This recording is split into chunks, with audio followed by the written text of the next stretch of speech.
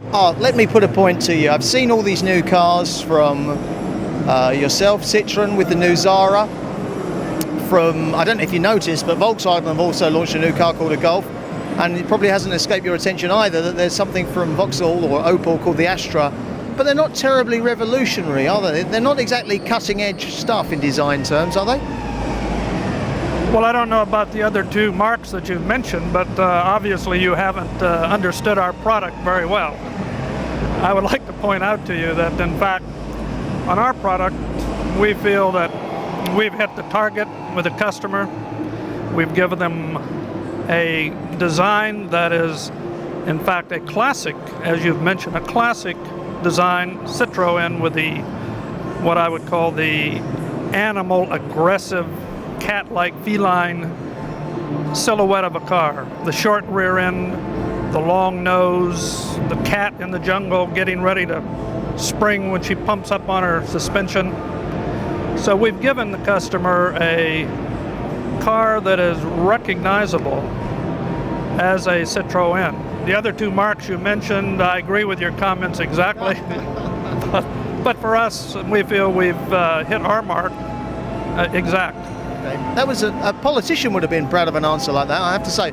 But you're not a politician, you're a car designer, and you head, say that word Citroen again, because I've never heard anybody say Citroen quite like you. Citroen. Oh, that's fantastic. I'll practice that one at home. But you're the chief of design, but of course, the deal is that you get all the money and everyone else does the work, don't they? Because this car is, this car was actually done by, is it fair to say that this car ultimately is the responsibility of an Englishman? He was the team leader, as it were?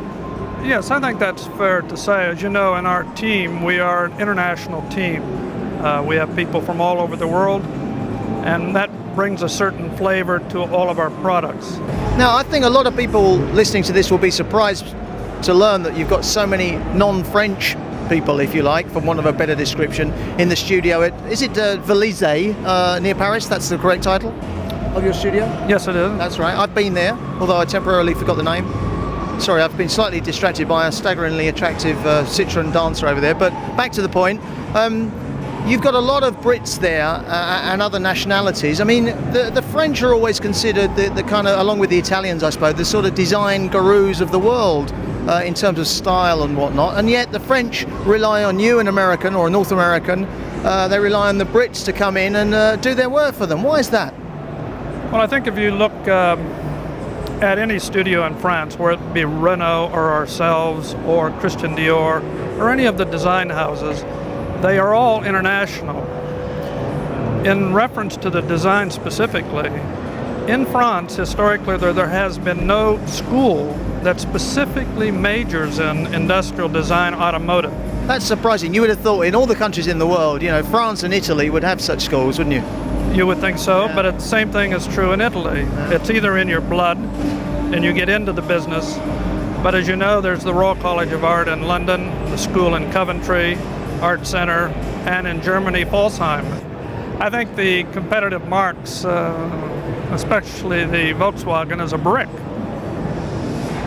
And if people prefer to buy and drive a brick, that's fine. But in fact, we are selling a very class car, a very classy car, attention to detail, fit and finish, and style. And France, that's, as you mentioned earlier, is about style.